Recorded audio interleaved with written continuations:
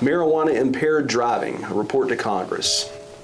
In July 2017, author Richard P. Compton, on behalf of the United States Department of Transportation and the National Highway Traffic and Safety Administration, released a report to Congress summarizing what is known about marijuana use in driving. Quoting from the abstract of this report, the report describes the absorption, distribution, and elimination of delta-9 tetrahydrocannabinol, THC, the primary psychoactive substance in marijuana, in the body.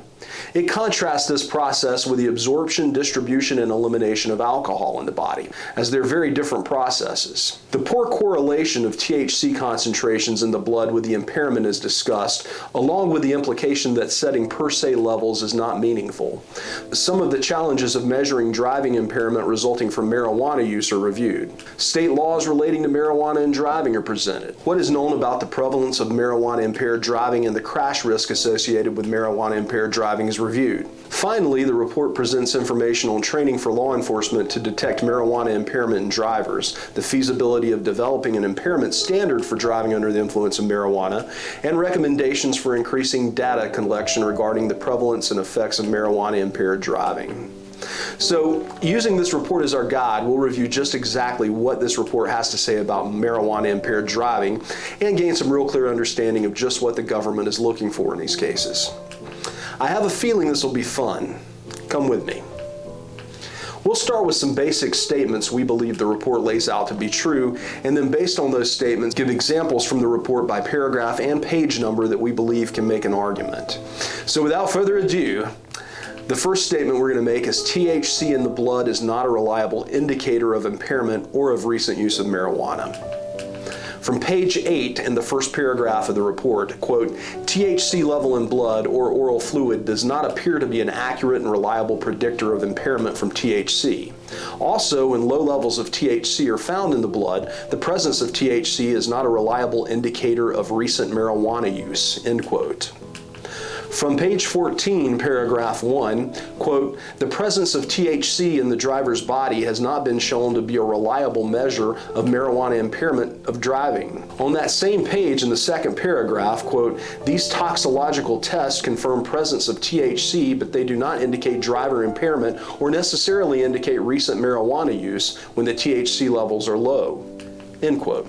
Moving to page 28 of the report, first paragraph, toxicologists are not able to provide expert testimony that a specific amount of THC present in a suspect's blood or other specimen is definitively associated with being impaired by marijuana and render the driver unable to drive safely, end quote. And lastly, for verification of our statement that THC is not a reliable indicator of impairment or recent use, we turn to page 29 of the report, paragraph 3, which states, results showed significant differences in the THC positive and negative drivers in terms of poorer performance on the psychophysical test, walk and turn test, one-leg stand test, and finger-to-nose test, along with indicators like red bloodshot and watery eyes, eyelid tremor, lack of convergence, and rebound dilation. Having found differences between THC positive and THC negative drivers, the relationship between blood THC concentration and performance on test for impairment was examined. Poor correlation between THC concentration and performance was found, which again indicates that the blood THC level is not a reliable indicator of impairment. So moving along, as some of you may know, some states have per se limits on the amounts of THC in the bloodstream that they use to consider if someone's impaired at the time on marijuana. Many of you have heard of Colorado's 5 nanogram law or Nevada's 2 nanogram law. Most states, however, haven't set any nanogram limits, just like North Carolina has it, which takes us to our next statement. The nanogram/milliliter per se limit is based on something other than scientific evidence. Going back to our report on page 28, paragraph 7, quote, a number of states have a set THC limit in their laws indicating that if a suspect's THC concentration is above that level, typically 5 nanograms per milliliter of blood, then the suspect is to be considered impaired. This per se limit appears to have been based on something other than scientific evidence. Some recent studies demonstrate that such per se limits are not evidence-based. On the next page, paragraph 4, quote, finally, an assessment of whether the combination of the psychological, cognitive, and psychomotor indicators could reliably predict whether the driver's THC concentration was above or below 5 nanogram per milliliter threshold was conducted. No differences were found except for the finger-to-nose test. Some individual signs, symptoms, and tests had weak correlations with the THC concentration being above or below the threshold, but none of them met basic sensitivity levels for correctly predicting impairment status. The conclusion of this study is that, quote, there is no evidence from the data collected, particularly from the subjects assessed through the DRE exam, that any objective threshold exists that establish impairment based on THC concentration in suspects placed under arrest for impaired driving.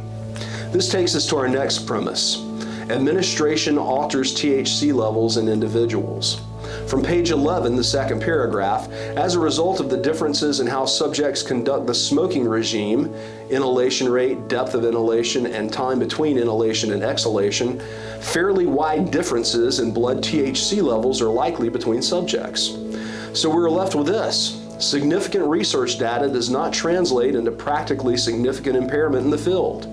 On page 12 in the first paragraph, quote, these studies are conducted under carefully controlled conditions with precise measurements. Under these conditions, even slight changes in performance are often statistically significant. Whether these often small changes in performance are practically significant, i.e. the increase of crash involvement, cannot be determined within this research framework. Surprisingly, this report also helps prove our next statement. Research finds that marijuana-dosed drivers drive slower, imagine that, follow less closely, and take fewer risks than when sober. From page 12, the second paragraph, an interesting finding from the research is that after smoking marijuana, subjects in most of the simulator and instrumented vehicle studies on marijuana and driving typically drive slower, follow other cars at greater distances, and take fewer risks than when sober. These effects appear to suggest that the drivers are attempting to compensate for the subjective effects of using marijuana.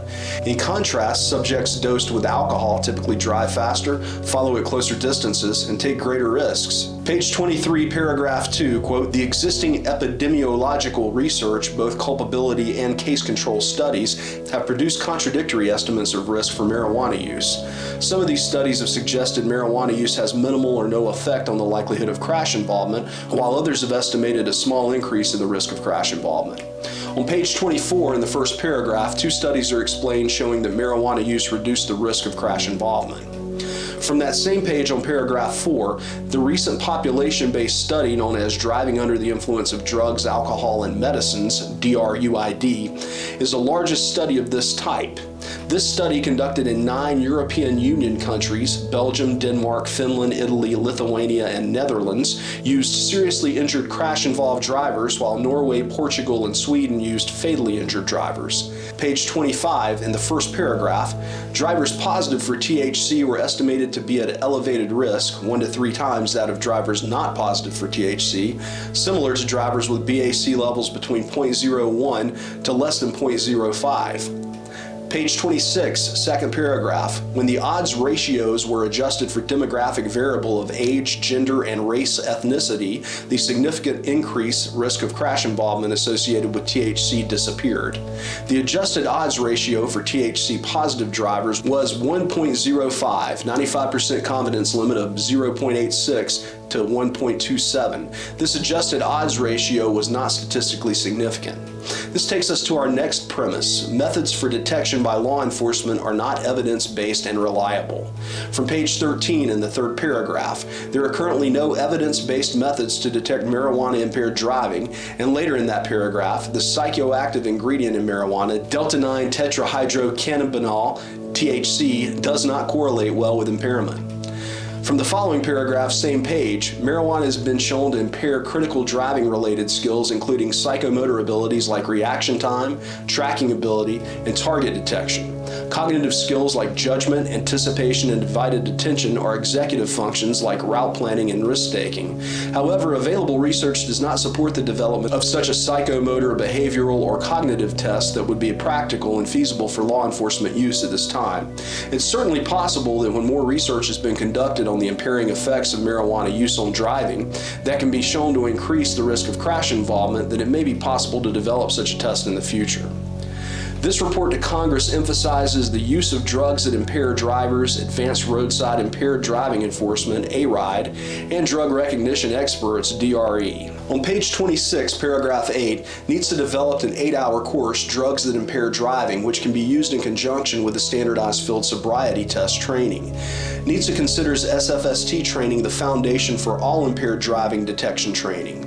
The Drugs That Impair Driving course was developed to provide a general description of drugs, signs that may indicate drug use, and medicinal conditions that show signs similar to drug use. The course was also developed to acquaint officers with the most common types of drugs that impair driving. In the paragraph that follows, quote, a second-level course, the 16-hour Advanced Roadside Impaired Driving Enforcement Program, ARIDE, is designed to give officers the ability to apply information they have learned about DUID to make effective arrests based on probable cause that provides the necessary evidence for prosecution. In order to accomplish this goal, the program seeks to increase the officer's overall knowledge of the general manifestations of alcohol and drug impairment and to increase their ability to recognize these indicators in the drivers they encountered during their enforcement duties. If these drivers are suspected to be impaired, the officers will be better informed in the arrest decision. Page 27, paragraph 3, quote, the highest level of training comes in the form of Drug Evaluation and Classification, DEC program, NHTSA, 2007.